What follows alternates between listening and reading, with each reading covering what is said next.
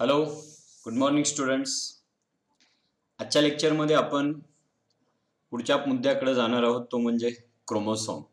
हे पहा, मागचं जे लेक्चर झालं, कालचं जे लेक्चर झालं, या लेक्चरमध्ये तुम्ही एक थिअरी शिकला आणि ती जी थिअरी होती त्या थिअरीचं नाव होतं chromosomal theory of inheritance. Chromosomal theory of inheritance, बरोबर आहे. या क्रोमोझोमल थिअरीच्या अगोदर आपण मेंडेलियन जेनेटिक्स आणि न्यू मेंडेलिझम हे दोन पार्ट शिकलो. मेंडेलियन जेनेटिक्स मध्ये मेंडेलचे एक्सपेरिमेंट, त्याचे लॉज, आणि न्यू मेंडेलिझम मध्ये इनकम्प्लीट डॉमिनन्स, को डॉमिनन्स, प्लिओट्रॉपी, मल्टिपल अलील आणि पॉलिजेनिक इनहेरिटन्स आपण शिकलो. आणि हे करत करत पोस्ट मेंडेलियन पिरियड मध्ये अनेक मायक्रोस्कोपीमध्ये संशोधन झालं, ॲडव्हान्समेंट झाले आणि त्याच्यातून क्रोमोसोमचा शोध लागला, क्रोमोसोमचा. आणि या क्रोमोसोमचा शोध लागल्यानंतर सेल डिव्हिजनच्या वेळेला क्रोमोसोमची बिहेवियर ऑब्झर्व करून सटन आणि बोवरी, बरोबर आहे, सटन अँड बोवरी या दोघांनी एक थिअरी मांडली आणि ती थिअरी म्हणजे क्रोमोझोमल थिअरी ऑफ इनहेरिटन्स. ज्या थिअरीमध्ये त्यांनी इनहेरिटन्स किंवा हेरिडिटरी कॅरेक्टरमध्ये क्रोमोझोमचा रोल अंडरलाईन केला. क्रोमोझोमचं काय महत्व आहे हे आपल्याला सांगितलं. म्हणजे त्यांना असं सांगायचं होतं की जे फॅक्टर किंवा जीन कॅरेक्टर रेग्युलेट करतात ते क्रोमोझोम वरतीच आहेत. म्हणजे chromosome carry the hereditary character आणि हे क्रोमोझोम एका जनरेशन मधून दुसऱ्या जनरेशन मध्ये जातात. त्यामुळं हेरिडिटरी कॅरेक्टर रेग्युलेट करणारे हे फॅक्टर किंवा हे जीन एका जनरेशन मधून दुसऱ्या जनरेशन मध्ये जातात. गॅमेट फॉर्मेशनच्या वेळेला क्रोमोझोम सेपरेट होतात म्हणून त्यांच्यावरती असणारे फॅक्टर किंवा जीन सेपरेट होतात. याही गोष्टी आपण मागच्या लेक्चरला शिकलो होतो. म्हणजे याच्यावरून आपल्याला एवढं लक्षात आलेलं आहे की क्रोमोझोम्स कंटेन जीन्स, क्रोमोझोम वरती जीन्स आहेत आणि हे क्रोमोझोम एका पिढीतून दुसऱ्या पिढीमध्ये पास होतात म्हणून हे जीन एका पिढीतून पुढच्या पिढीमध्ये पास होतात आणि कॅरेक्टर रेग्युलेट करतात. हा ओव्हरऑल आपल्या समोर आतापर्यंत माहिती असणारा पूर्ण पार्ट आहे, डेटा आहे, बरोबर आहे का. आता जर समजा क्रोमोझोम वरती फॅक्टर असतील, जर क्रोमोझोम वरती जीन असतील, तर आपल्याला जाणून घेतलं पाहिजे की what is mean bye chromosome. हे क्रोमोझोम म्हणजे नेमकं आहेत काय, कुठं आहेत, कसे आहेत, कुठल्या केमिकल मटेरियल पासून बनलेले आहेत, बरोबर आहे का. एवढ्या गोष्टी आपण पाहणार. एखाद्या सेलमध्ये क्रोमोझोम असतात किती, बरोबर, त्यांचा साईज काय, त्यांचा शेप काय, या सर्व गोष्टी आजच्या लेक्चरमध्ये शिकायच्या. आणि मग त्याच्यानंतर पुढच्या लेक्चरमध्ये exactly what is the structure of chromosome हा मुद्दा आपण शिकणार आहोत की नेमकं ह्या क्रोमोझोमचं स्ट्रक्चर कसं आहे, बरोबर आहे का. त्यामुळं हे जे क्रोमोझोम्स आहेत नेमकं काय आहेत पहा. एकंदरीत ओव्हरऑल तुम्हाला आतापर्यंत माहिती आहे. आपण ज्या वेळेला एखादी युकॅरियोटिक सेल काढतो, या युकॅरियोटिक सेलच्या न्यूक्लियस मध्ये जेनेटिक मटेरियल असतं आणि हे जे जेनेटिक मटेरियल आहे ते जेनेटिक मटेरियल क्रोमोझोम मध्ये आहेत. म्हणजे आतापर्यंत तुम्ही अनेक वेळा सेल काढली आणि त्यावेळेला अशा प्रकारे न्यूक्लियस मध्ये काहीतरी फिलामेंटस स्ट्रक्चर असतं, धाग्यासारखं स्ट्रक्चर असतं. आणि मग युकॅरियोटिक सेलच्या न्यूक्लियस मध्ये असणारे हे जे फिलामेंट्स आहेत किंवा हे जे फिलामेंटस स्ट्रक्चर आहेत ना, these filamentous structure present in the nucleus of eukaryotic cell, they are called as chromosome. त्यामुळे क्रोमोझोमची डेफिनेशन अशी केली जाते पहा. the filamentous bodies, filamentous structure, filament म्हणजे धागे, धाग्यांसारख्या body which are present in the nucleus of eukaryotic cell और in eukaryotic nucleus. Suppose या ठिकाणी तुम्हाला एक डायग्रामॅटिक स्ट्रक्चर दाखवलेलं आहे की that is the nucleus of eukaryotic cell आणि या न्यूक्लियस मध्ये अनेक धाग्यांसारखी स्ट्रक्चर्स पडल्यासारखी तुम्हाला पाहायला मिळत असतील. All these thread like structures, all these filamentous bodies, they are non as chromosomes. यांना आपण क्रोमोझोम्स असं म्हणतो. हे जे क्रोमोझोम्स आहेत युकॅरियोटिक सेलच्या न्यूक्लियस मध्ये कधी पाहायला मिळतात, कसे दिसतात, ह्या सर्व गोष्टी आपल्याला पुढे येतील. परंतु पहिल्यांदा आपल्याला लक्षात घेतलं पाहिजे की ही क्रोमोझोम टर्म कुणी वापरली. The term chromosome it was first coined by Waldeyer, W Waldeyer in 1888. त्यामुळे साल नीट लक्षात घ्या. 1866 ला मेंडेलचं वर्क पब्लिश झालं होतं. काल मी तुम्हाला किंवा मागच्या लेक्चरमध्ये मी तुम्हाला मेंडेलचं वर्क अनरेकॉग्नाइज राहण्यामागं, अननोटीस राहण्यामागं एक कारण सांगितलं होतं की मेंडेलला क्रोमोसोम माहिती नव्हता, किंवा मेंडेलचं वर्क ज्या वेळेला पब्लिश झालं त्यावेळेला nobody knows about the chromosome. कुणालाही क्रोमोझोम बद्दल आयडिया नव्हती. क्रोमोझोम ही टर्म पहिल्यांदा बनवली, अस्तित्वात आली ते सालच होतं 1888. बरोबर आहे का? म्हणजे मेंडेलनं वर्क पब्लिश केल्यापासून नियर अबाउट 22 इयर्स बॅक, बरं 22 इयर्स लेटर, नंतर 22 वर्षांनंतर क्रोमोझोम्स ही टर्म बनवली. आणि मग ही टर्म कशी बनवली तर 2 ग्रीक शब्दांपासून बनवली. त्यापैकी एक आहे क्रोमा म्हणजे कलर्ड, आणि सोमा म्हणजे बॉडी. क्रोमा म्हणजे कलर, सोमा म्हणजे बॉडी. म्हणजे सेल स्टेनिंग केल्यानंतर न्यूक्लियस मध्ये ज्या कलर्ड बॉडीज पाहायला मिळतात ना, these color bodies are filamentous or thread like, and these thread like or filamentous bodies present in the nucleus of eukaryotic cell यांना आपण क्रोमोझोम्स असं म्हणायचं. See, what are the chromosomes? Filamentous bodies present in the nucleus of eukaryotic cell. बरोबर आहे का? Who coined the term chromosome? W. Waldier coined the term chromosome in 1888. बरोबर आहे. From two Greek word, the word chromosome is formed from two Greek word. Chroma म्हणजे colour आणि soma म्हणजे body, coloured body. या nucleus मध्ये तुम्हाला वेगवेगळ्या colour मध्ये जे काही स्ट्रक्चर्स पाहायला मिळतात, these are the thread like structures called as chromosomes. यांना क्रोमोझोम्स असं आपण म्हणतो. ठीक आहे. आता हे जे क्रोमोझोम्स आहेत याच्याबद्दल आणखीन एक गोष्ट लक्षात ठेवायची. You have observe chromosomes during the cell division. बरोबर आहे का? लास्ट इयरला जेव्हा सेल डिव्हिजन हा चॅप्टर शिकलात, किंवा तुम्ही इव्हन प्रॅक्टिकल मध्ये सुद्धा मायटोसिसची स्लाइड जर प्रिपेअर केलेली असेल तर त्याच्यामध्ये तुम्हाला क्रोमोझोम्स पाहायला मिळालेले असतील. पण या क्रोमोझोमचं वैशिष्ट्य आहे, chromosomes can be observed only in the dividing cell. बरोबर आहे का? और chromosomes are visible only during cell division. या ठिकाणी मुद्दामहून मी एक डायग्राम दाखवलेली आहे, आणि ही तुमच्या माहितीनुसार तुम्हाला माहिती आहे, this is the diagram of the cell in metaphase. जेव्हा सेल ही डिव्हिजनच्या मेटाफेज मध्ये असते त्यावेळेला ही डायग्राम अशा पद्धतीने सेल मध्ये पाहायला मिळते, त्याच्यात तुम्हाला हे क्रोमोझोम पाहायला मिळतात. बरोबर आहे का? But you have seen in 11th standard when the nucleus is at interphase. Cell शिकत असताना पण शिकला आणि सेल डिव्हिजन शिकत असताना पण शिकला. जेव्हा न्यूक्लियस हे इंटरफेजला असतं, at that time it is covered by a nuclear envelope. Nuclear एनव्हलपनं कव्हर्ड आहे. त्याच्या आतमध्ये न्यूक्लिओप्लाझम असतो आणि अशा पद्धतीचं हे न्यूक्लिओलस असतं. बरोबर आहे का? याच्या व्यतिरिक्त हे जे न्यूक्लियस आहे ना, दिस न्यूक्लियस इट कंटेन, याच्यामध्ये आणखीन काय पाहायला मिळतं आपल्याला तर it contain a network, thread like स्ट्रक्चरचं एक नेटवर्क आपल्याला पाहायला मिळतं. And this network is called as a chromatin network. बरोबर आहे का? अशा पद्धतीचं एका धाग्यासारख्या स्ट्रक्चरचं वेगवेगळ्या वेटोळे घेत पडलेलं हे एक नेटवर्क आपल्याला पाहायला मिळतं. हा जो धागा आहे याला आपण क्रोमॅटिन फायबर किंवा क्रोमॅटिन म्हणतो. आणि हे जे नेटवर्क तयार झालेलं आहे, दिस नेटवर्क इज क्रोमॅटिन नेटवर्क. त्यामुळे लक्षात घ्या, when the cell is in interphase you can't observe distinct chromosomes. म्हणजे या डायग्राम मध्ये जसे क्रोमोसोम तुम्हाला दिसतायत ना, तसे क्रोमोसोम इंटरफेजच्या वेळेला दिसत नाही. म्हणजे ही राईट साइडला काढलेली जी डायग्राम आहे, this is the diagram of interphase. आणि जेव्हा सेल मेटाफेजला आहे तेव्हा तुम्हाला त्या मेटाफेजला असताना क्रोमोसोम पाहायला मिळतात. बरोबर आहे का?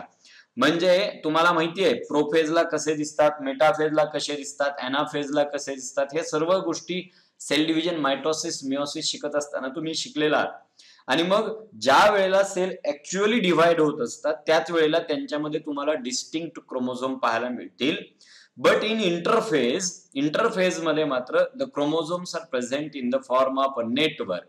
मग इंटरफेजला कुठे गेले तर जेव्हा सेल इंटरफेजला असते तेव्हा क्रोमोसोम ज्या धाग्यापासून तयार झालेला आहे तो जो क्रोमॅटिन थ्रेड आहे तो क्रोमॅटिन थ्रेड उकलतो, त्याचं अनवाइंडिंग होतं, अनकॉइलिंग होतं आणि लांब असा धागा तयार होतो. तो लांब तयार झालेला धागा वेगवेगळ्या प्रकारे कॉइल होऊन न्यूक्लियस मध्ये असतो आणि त्या कॉइल्ड क्रोमॅटिन थ्रेडचं नेटवर्क तयार झालेलं आहे, that is called as a chromatin network. आणि त्यामुळे always remember, chromosomes are visible only during cell division. फक्त सेल डिव्हिजनच्या वेळेला ते व्हिजिबल आहेत, इंटरफेसच्या वेळेला ते व्हिजिबल नसतात. मग इंटरफेस मध्ये ते कसे आहेत आपण सांगायचं, they are present in the form of chromatin network. आणखीन एक वैशिष्ट्य, chromosomes have the ability of self replication. Yes, if this is the chromosome in a cell, then it form its replica, म्हणजे त्याच्यासारखीच कॉपी तो तयार करतो.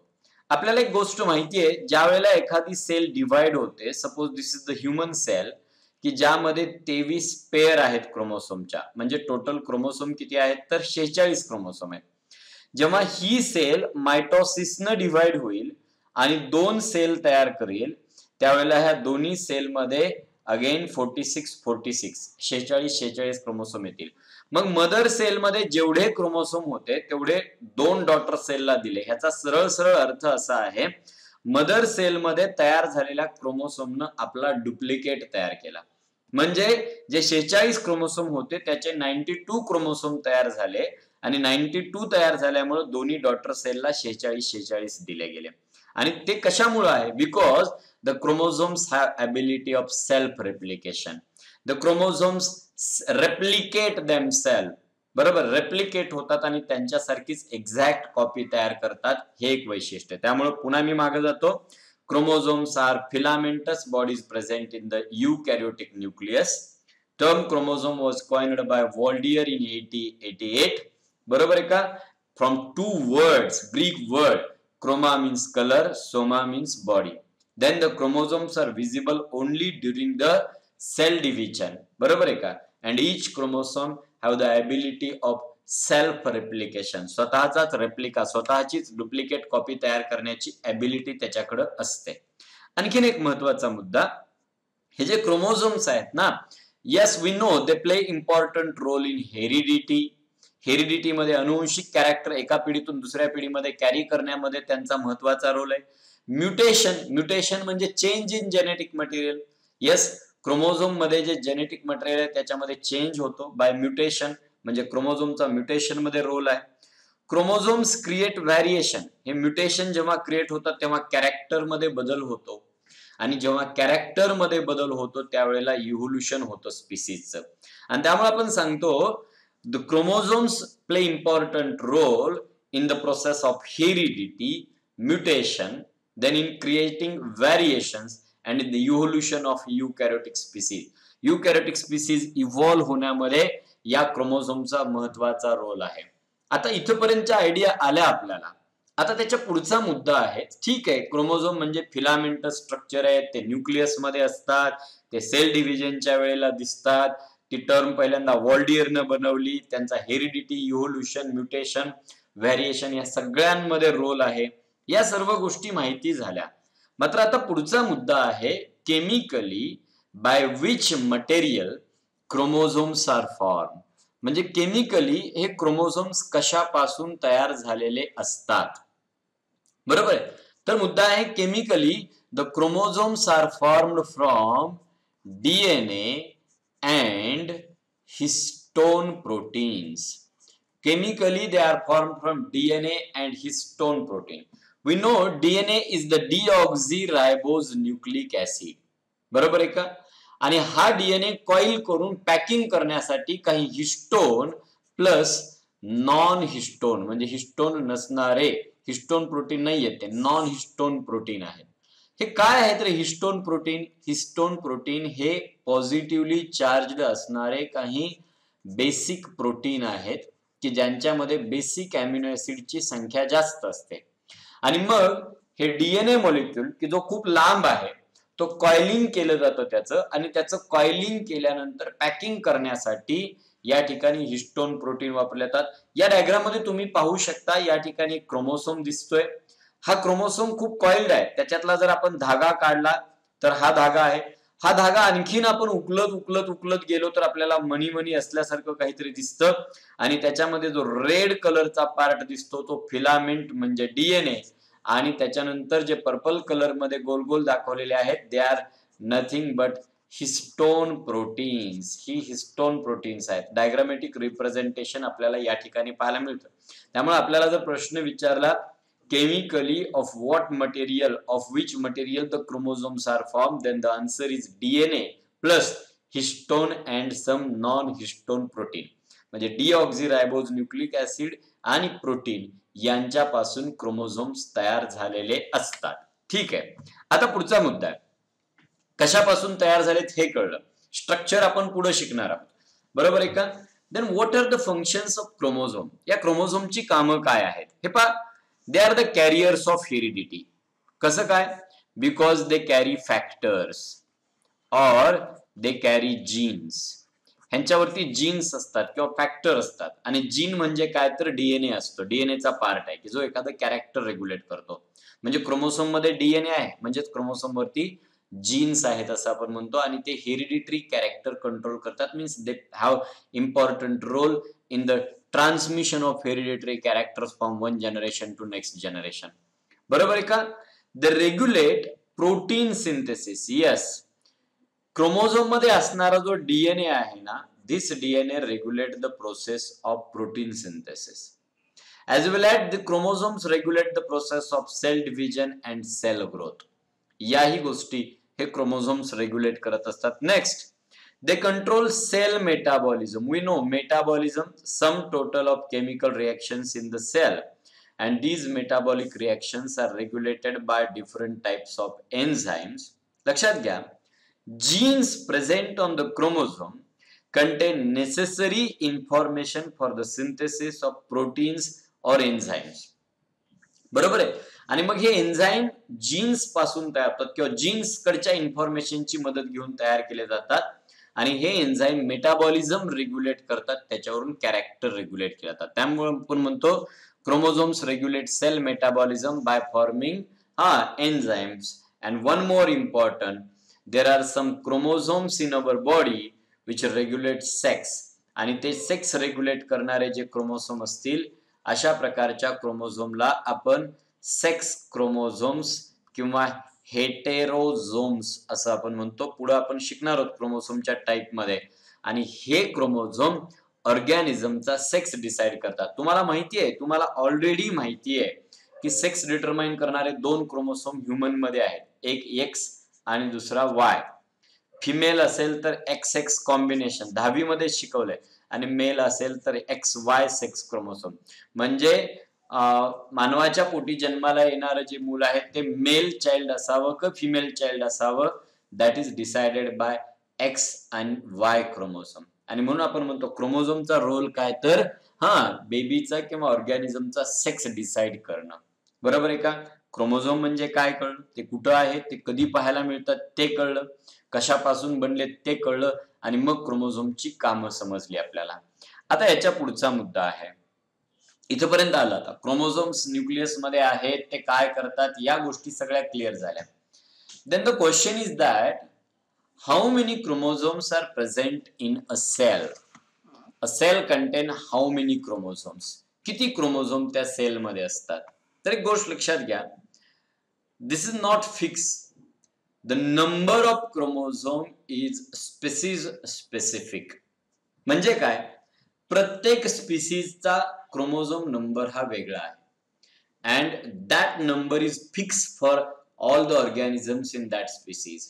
बरोबर आहे का? आणि त्यामुळे आपण म्हणतो the number of chromosome is species specific and constant for particular species. त्या स्पीसीज साठी मात्र तो कॉन्स्टंट आहे.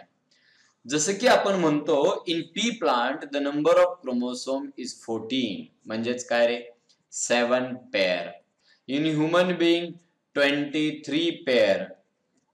बरोबर आहे का? म्हणजेच 46 क्रोमोझोम. लक्षात घ्या, आता पी प्लांट, ह्युमन बीइंग यांचा क्रोमोझोम नंबर वेगवेगळा आहे. स्पीसीज वाईज क्रोमोझोम नंबर वेगळा असतो and that number is constant for particular species. म्हणजे 23 pair of chromosome, this is the constant number in all normal human. जे सर्व नॉर्मल ह्युमन बीइंग्स आहेत ना, त्यांच्यामध्ये हा 23 नंबर हा फिक्स आहे आणि तो कॉन्स्टंट आहे सर्व ह्युमन बीइंग मध्ये. क्रोमोसोम नंबरशी रिलेटेड काही टर्म वापरल्या जातात. त्यातली एक टर्म आहे, तिला आपण म्हणतो ploidy. See what is mean by ploidy of chromosome. क्रोमोसोमची प्लॉइडी ह्याचा अर्थ काय? हे पहा, the term ploidy it refers to degree of repetition of primary basic number of chromosome. ज्या त्या स्पीसीजचा एक बेसिक क्रोमोसोम नंबर असतो, प्रायमरी क्रोमोसोम नंबर असतो आणि ते प्रायमरी क्रोमोसोम नंबर आपल्या पेरेंट कडून आपल्याला एका गॅमेट मधून मिळतात. आपल्या सगळ्यांना माहिती, आपण ह्युमन बीइंगचा विचार करू, आपण असं सांगतो की वी हॅव 46 क्रोमोसोम म्हणजे 23 क्रोमोसोम, आणि हे कुठून आले? आई आणि वडिलांकडून आले, थ्रू देअर गॅमेट्स मधून आले. आणि मग हा जो स्पर्म आहे याच्यामध्ये 23 असतात, एग मध्ये 23 असतात आणि ह्युमनच्या बाबतीत 23 is the basic chromosome number. बरोबर आहे का? कारण 23 एका पेरेंटचे, 23 दुसऱ्या पेरेंटचे, तो basic chromosome number. P plant मध्ये 7 is the basic chromosome number, कारण एका गॅमेट मधून 7 मिळाले. तर ड्रॉसोफिला मध्ये 2 is the basic chromosome number. बरोबर आहे का? आणि मग the term refers to degree of repetition. आता हा बेसिक क्रोमोसोम नंबर किती वेळा रिपीट झाला? बरोबर आहे. Degree of repetition of primary basic number of chromosome. क्रोमोझोमचा प्रायमरी बेसिक नंबर, प्रायमरी जो सेट आहे क्रोमोसोमचा, this set of chromosome how many time it is going to repeat, हा किती वेळा रिपीट झालेला आहे त्याला आपण प्लॉइडी म्हणतो. That is x in cell. For example, हा क्रोमोझोमचा बेसिक सेट एकदाच रिपीट झालेला असू शकतो, 2 वेळा रिपीट झालेला असू शकतो. म्हणजे एखाद्या सेलमध्ये एकच बेसिक सेट असू शकतो क्रोमोसोमचा, एखाद्या सेलमध्ये 2 बेसिक सेट असू शकतात, कधी 3 बेसिक सेट असू शकतात. मग प्लॉइडी ही टर्म त्याच्यासाठी वापरली जाते. Number of time the basic chromosome number is repeated. The term ploidy refers to degree of repetition of primary basic number. Primary basic number of chromosome, how many time it is repeated, याला आपण त्या सेलची ploidy असं म्हणतो. आणि या प्लॉइडीच्या बाबतीत आपण 2 टर्म वापरतो खरं तर. आता त्या 2 टर्म कुठल्या पहा. प्लॉइडीचे 2 प्रकार आपण करतो, त्यापैकी एक आहे त्याला आपण म्हणतो युप्लॉइडी आणि दुसरा प्रकार आहे अनयुप्लॉइडी. लक्षात घ्या, बेसिक क्रोमोसोम नंबर किती वेळा रिपीट झाला हे रिप्रेझेंट करण्यासाठी प्लॉइडी ही टर्म वापरली जाते. आणि मग हिचे प्रकार युप्लॉइडी आणि अनयुप्लॉइडी. आपण पाहूया पहिल्यांदा what is mean by euploidy. बरोबर आहे का? हे पहा, euploidy, when chromosome number in the cell is exact multiple of primary basic number, then it is called as a euploidy. हे पहा, मी पुन्हा येतोय. Primary basic number of the chromosome is that number which the organism got from 1 gamete. आता human being मध्ये 2 gamete एकत्र येऊन जेव्हा झायगोट तयार होतो, तेव्हा झायगोट मध्ये 23 पेअर आहेत क्रोमोसोमच्या, त्यातले 23 क्रोमोसोम स्पर्म मधले, तर 23 क्रोमोसोम हे ओहम मधले. आणि त्यामुळे एका गॅमेट मधून मिळालेला क्रोमोसोम नंबर म्हणजे एक सेट झाला, दुसऱ्या गॅमेट मधून मिळालेला क्रोमोसोम नंबर म्हणजे दुसरा सेट झाला. मग या सेल मध्ये एकच सेट आहे, गॅमेट मध्ये एकच सेट आहे, परंतु 2 गॅमेट फ्यूज होऊन जेव्हा झायगोट तयार होईल तेव्हा 23 क्रोमोसोमचे 2 सेट तिथं असतील. बरोबर. मग what does this euploidy represent? Euploidy म्हणजे काय? When chromosome number in the cell is exact multiple of primary basic number. जेव्हा एखाद्या सेल मधील क्रोमोसोमचा नंबर हा त्याच्या बेसिक क्रोमोसोम नंबरच्या एक्झॅक्ट मल्टिपल मध्ये असेल. बेसिक क्रोमोसोम नंबरचे मल्टिपल म्हणजे 1 सेट, 2 सेट, 3 सेट, 4 सेट म्हणजे सेट पेक्षा जर वाढला तर सेटच वाढेल, त्या सेट मधले 4 क्रोमोसोम वाढणार नाही आणि मग या कंडिशनला आपण युप्लॉइडी असं म्हणतो. आता पहा युप्लॉइडी मध्ये काय असतं, युप्लॉइडी इन्क्लूड डिफरंट टाइप्स, मोनोप्लॉइड किंवा हॅप्लॉइड. ह्याचा अर्थ काय, मोनोप्लॉइड किंवा हॅप्लॉइड म्हणजे काय, a cell contain only one set of chromosome. क्रोमोसोमचा एकच सेट असतो. X is equal to n. n is the number of chromosome in the set. बरोबर आहे का. आणि मग त्या सेल मध्ये जेवढे एका सेट मध्ये असतात तेवढेच क्रोमोसोम आहेत. मी तुम्हाला सांगत होतो की स्पर्म मध्ये 23 क्रोमोसोम आहेत. म्हणजे माणसाचा स्पर्म असेल तर 23 क्रोमोसोम स्पर्म मध्ये आहे, म्हणजे 23 क्रोमोसोमचा एक सेट तयार होतो. एक सेट असणं दॅट इज मोनोप्लॉइड और हॅप्लॉइड. ह्या एका सेट मधील क्रोमोसोमची संख्या स्पीसीज वाईज वेगळी असेल. मग जसं मी सांगतोय ह्युमन मध्ये n is equal to 23, pea plant मध्ये n is equal to 7, drosophila मध्ये n इज इक्वल टू 2. आता मग ह्युमनची हॅप्लॉइड सेल असेल तर तिच्यात एक सेट म्हणजे 23 क्रोमोसोम, पी प्लांटची हॅप्लॉइड सेल असेल तर तिच्यात एक सेट म्हणजे 7 क्रोमोसोम, आणि ड्रोसोफिलाची हॅप्लॉइड सेल असेल तर तिच्यामध्ये एक सेट म्हणजे n is equal to 2 chromosome असतील. आणि मग जेव्हा सेल मध्ये एक्झॅक्ट वन सेट असतो क्रोमोसोमचा, एक क्रोमोसोम पण जादा नाही आणि एक क्रोमोसोम पण कमी नाही, अख्खा एक सेट आहे, त्याला आपण मोनोप्लॉइड किंवा हॅप्लॉइड कंडिशन असं म्हणायचं. जसं गॅमेट असतात तसंच डिप्लॉइड सेल कुणाला म्हणायचं, the cell having 2 sets of chromosome. Complete 2 set आहेत तिथं, कंप्लीट 2 सेट. जसं की diploid cell of human being contain 46 chromosome आणि ह्याच्यामध्ये 23 क्रोमोसोमचे 2 सेट आहेत. त्यापैकी एक सेट आईकडचा तर दुसरा सेट वडिलाकडचा. म्हणजे diploid cell contain 2 sets of chromosome आणि म्हणून represented by letter 2n. n is the number of chromosome in one set. बरोबर का. तसंच ट्रिप्लॉइड म्हणजे काय, cell having 3 sets of chromosomes, 3 set असतील. बरोबर आहे का. Tetraploid cell having 4 sets of chromosomes किंवा पेंटाप्लॉइड असेल. बरोबर आहे का.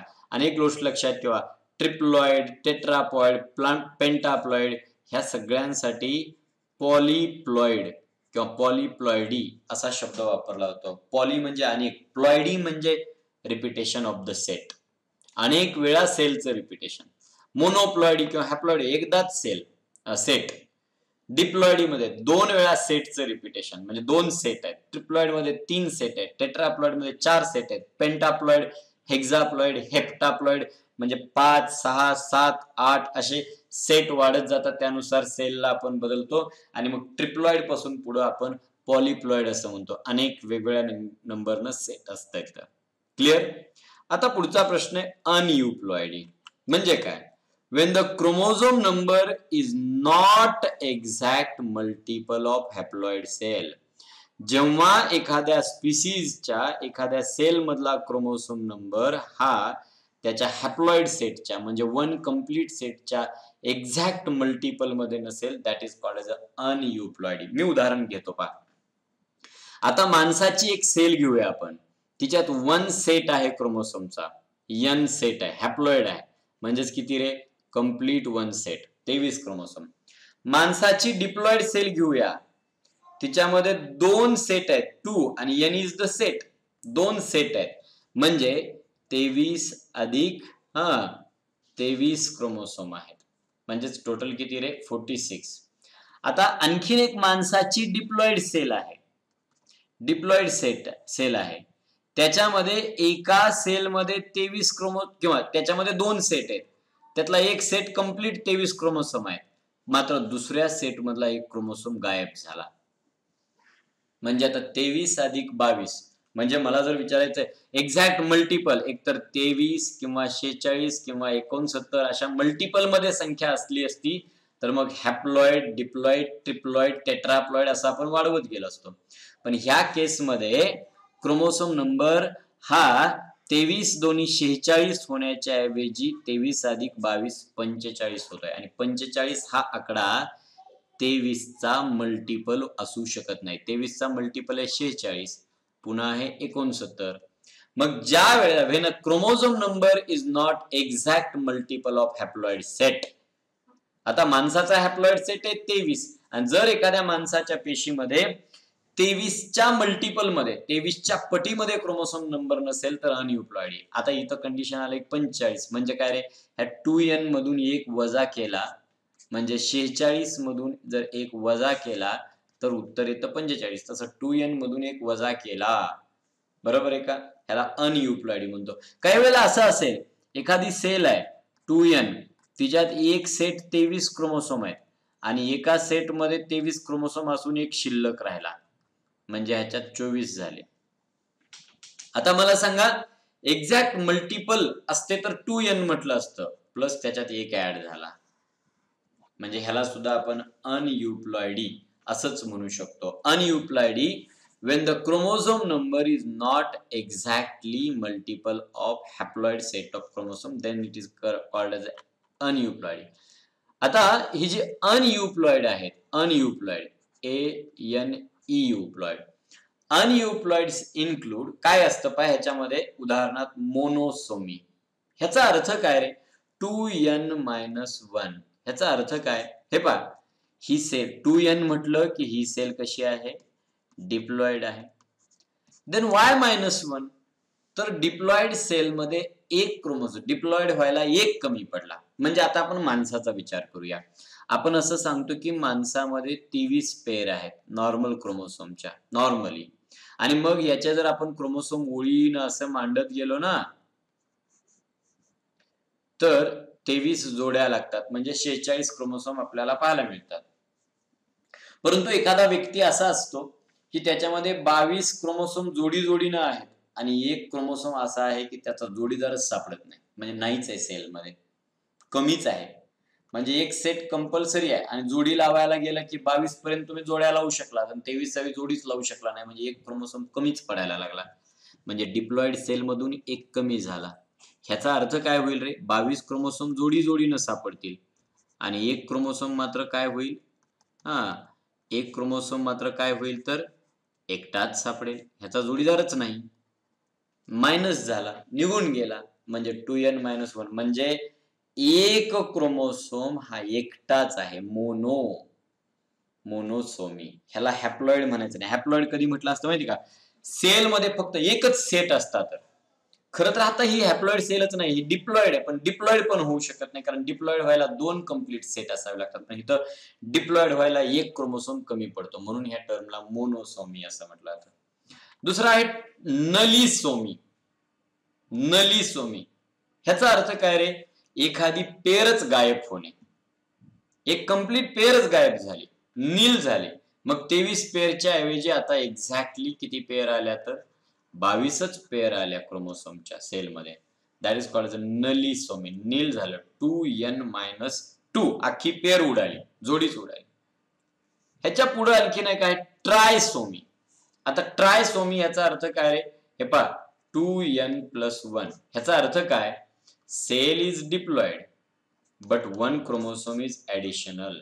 ह्याचा अर्थ काय, सेल मध्ये 23 क्रोमोसोमचे 2 सेट तयार झाले डिप्लॉइड प्लस एक शिल्लक राहतो. ह्याचा अर्थ काय रे, कुठला तरी एक क्रोमोसोम, हे पहा जेव्हा जोड्या लागतात 23 क्रोमोसोमच्या, ह्याचा अर्थ काय रे, 23 क्रोमोसोम डबल कॉपी मध्ये आहेत, त्यामुळे तर आपण जोड्या लावू शकतो.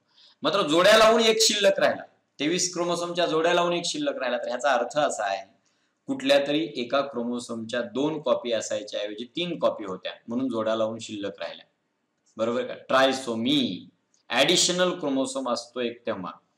टेट्रासोमी म्हणजे काय रे, 2 क्रोमोसोम ऍडिशनल आहेत, म्हणजे कुठल्या तरी 2 क्रोमोसोमच्या डबल कॉपी आहेत किंवा एखादी पेअरच एक्स्ट्रा आहे, डबल आलेली आहे, तर त्याला टेट्रासोमी असं म्हटलं जातं. म्हणजे मूळ डिप्लॉइड नंबर +2. आपण माणसाचा थोडा वेळ विचार करू, 46 अधिक 2 बरोबर 48. 46 2n+1, 46 अधिक 1 बरोबर 47. तसं 2n-1 म्हणजे मोनोसोमी, बरोबर आहे का? या ठिकाणी 45 आणि 2n-2 नलिसोमी अख्खी पेअरच गायब होणे. म्हणजे माणूस असताना त्याच्यात 44 क्रोमोसोम. मी मोनोसोमी, ट्रायसोमी किंवा हॅप्लॉइड, डिप्लॉइड ह्या कंडिशन एक्सप्लेन करत असताना इथं मुद्दामहून उदाहरण हे ह्युमनचंच घेतलेलं आहे. म्हणजे अनयुप्लॉइडीचे हे असे प्रकार पडतात. युप्लॉइडीचे हॅप्लॉइड, डिप्लॉइड, ट्रिप्लॉइड आपण प्रकार केले होते. Tetraploid.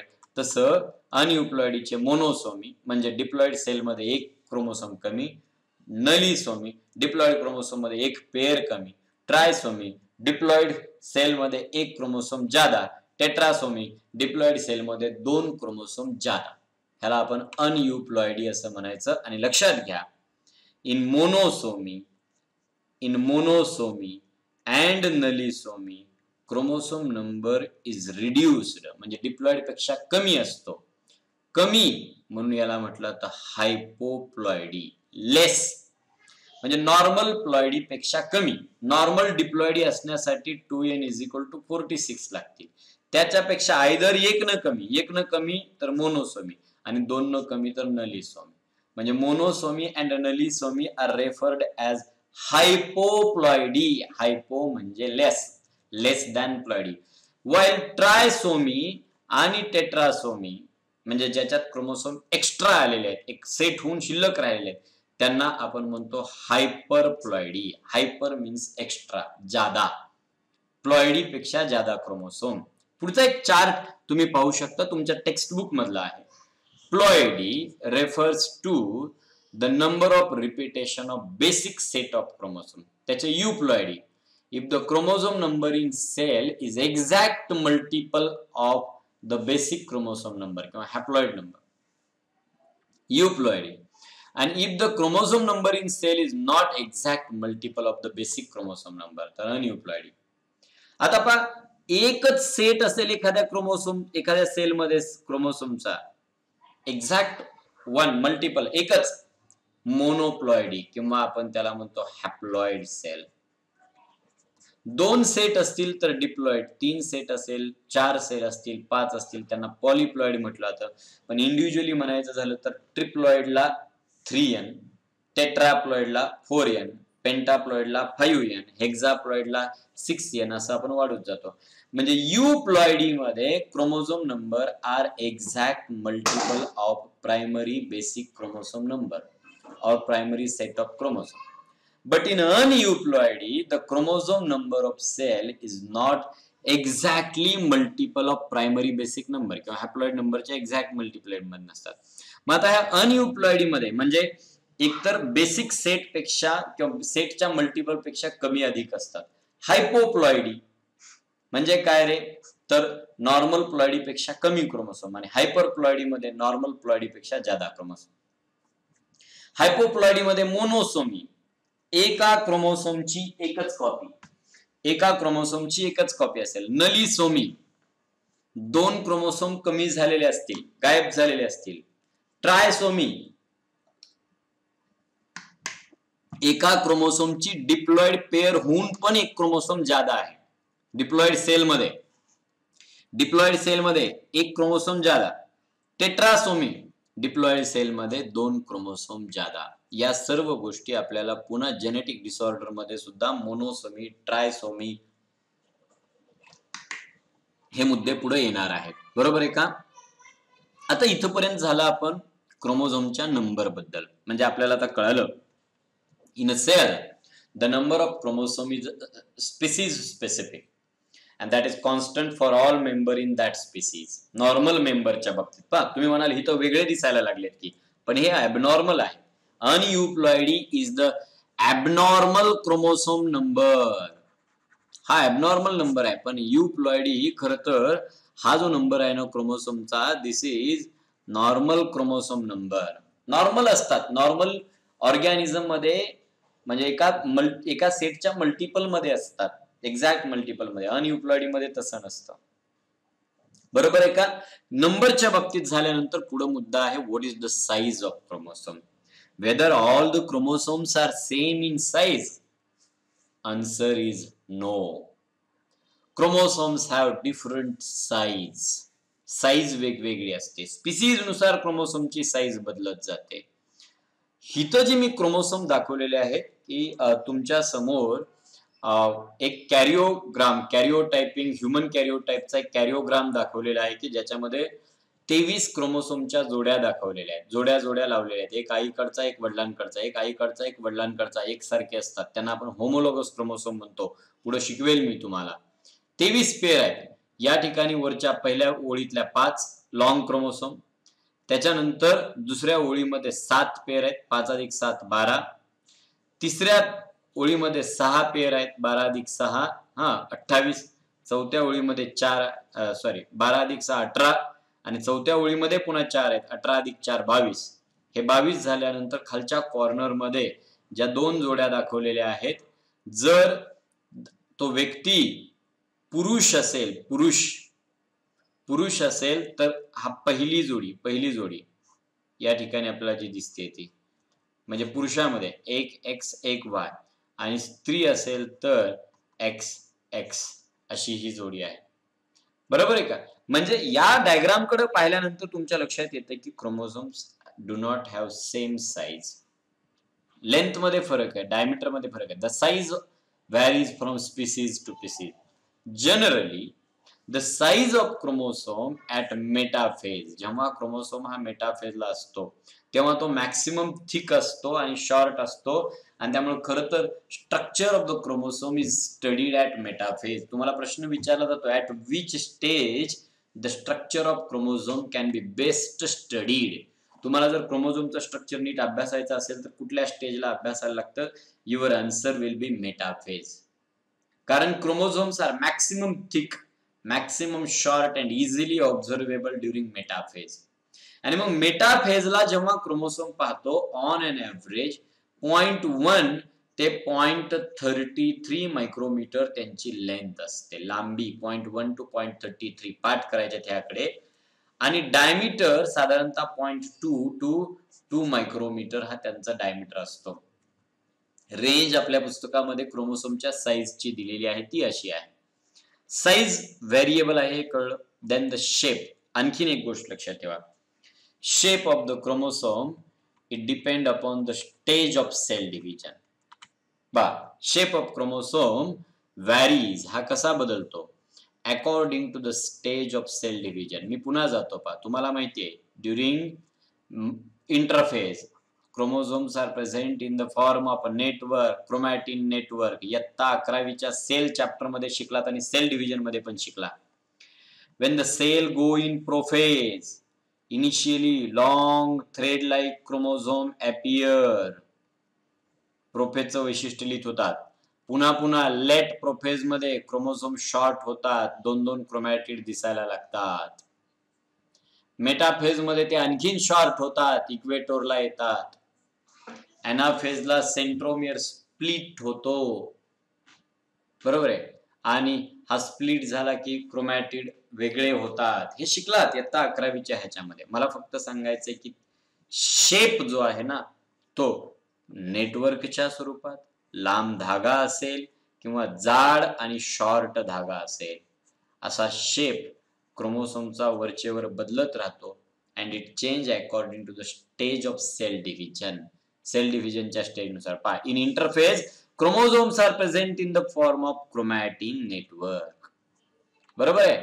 In metaphase they are maximum thick and maximum short, and that's why they are best studied during metaphase. This is about the shape of chromosome. See, काही डायग्राम पहा. Suppose हे nucleus आहे. एक diagrammatic preparation या ठिकाणी दिसतंय. त्या nucleus मध्ये वरच्या कडेला तुम्हाला एक नेटवर्क वेटोळे घेऊन एक धागा पडलेला दिसतोय आणि हे आहे क्रोमॅटिन नेटवर्क, क्रोमॅटिन मटेरियल. हा क्रोमॅटिनचं नेटवर्क तयार करणारा जर धागा आपण नीट काढला आणि तपासला तर आपल्याला असं दिसतं की ह्या धाग्यावरती असे मणी असल्यासारखे दिसतात, बीड्स. पुढच्या चॅप्टर मध्ये शिकवणार आहे तुम्हाला. त्यांना न्यूक्लिओझोम म्हटलं आणि प्रत्येक न्यूक्लिओझोम मध्ये आतमध्ये काहीतरी दिसतंय. ते प्रोटीन आहेत पहा, हिस्टोन प्रोटीन, आणि त्याच्या भोवती गुंडाळलेला DNA दिसतो. बरोबर आहे का? मग हा क्रोमॅटिनचा शेप पहा इंटरफेज मध्ये हे असं आहे आणि त्या ठिकाणी तुमच्या लक्षात येत असेल पुन्हा it content DNA and histone protein. आणखीन एक डायग्राम, मेटाफेजला असणारा क्रोमोसोम खालच्या कडेला दाखवलाय. पण हा क्रोमोसोम कशापासून बनलाय असं आपण बघायला गेलो तर कॉईल केलेला एक धागा धागा धागा दिसतोय, क्रोमॅटिन नेटवर्क, क्रोमॅटिन थ्रेड. हा क्रोमॅटिनचा धागा आणखीन गुंडाळला तर तुम्हाला अशा प्रकारचे गोल गोल गोल गोल काही ग्रुप दिसतील. आणि पुन्हा हे उकलत गेला तर तुम्हाला शेवटला डीएनए आणि हिस्टोन प्रोटीन पासून तयार झालेला हा ग्रुप पाहायला मिळेल. अशा प्रकारचं क्रोमोझोमचा शेप हा सेल डिव्हिजनच्या स्टेजनुसार बदलतो. म्हणजे आपण आता या लेक्चरमध्ये काय शिकलो, what is mean by chromosome, where are they present, how many chromosomes are present in cell, किती असू शकतात, मग युप्लॉइडी, अनयुप्लॉइडी, प्लॉइडी या टर्म आपण शिकलो. त्याच्यानंतर साईज मध्ये बदल आहे ते शिकलो. शेप हा सेल डिव्हिजनच्या स्टेजनुसार बदलत जातो हे शिकलो. आणि मग आता आपल्याला पुढच्या मुद्द्याकडे जायचं, and that is the structure of chromosome. आणि मी तुम्हाला ऑलरेडी सांगितलं, the structure of chromosome can be best studied during metaphase. मेटाफेजच्या वेळेला क्रोमोझोमचं स्ट्रक्चर स्टडी करायला लागतं. आणि त्यामुळं आपण ज्या वेळेला क्रोमोझोमचं स्ट्रक्चर शिकू त्यावेळेला नो डाऊट तो क्रोमोझोम कुठल्या फेजमध्ये असेल तर मेटाफेजमध्ये. आणि पुढच्या लेक्चरमध्ये आपण या क्रोमोझोमचं स्ट्रक्चर शिकूया, मेटाफेजिक क्रोमोझोमचं स्ट्रक्चर शिकू. आणि मग त्याच्या पुढे त्याचे टाइप्स आपण शिकणार आहोत. या लेक्चरमध्ये आपण या ठिकाणीच थांबूया.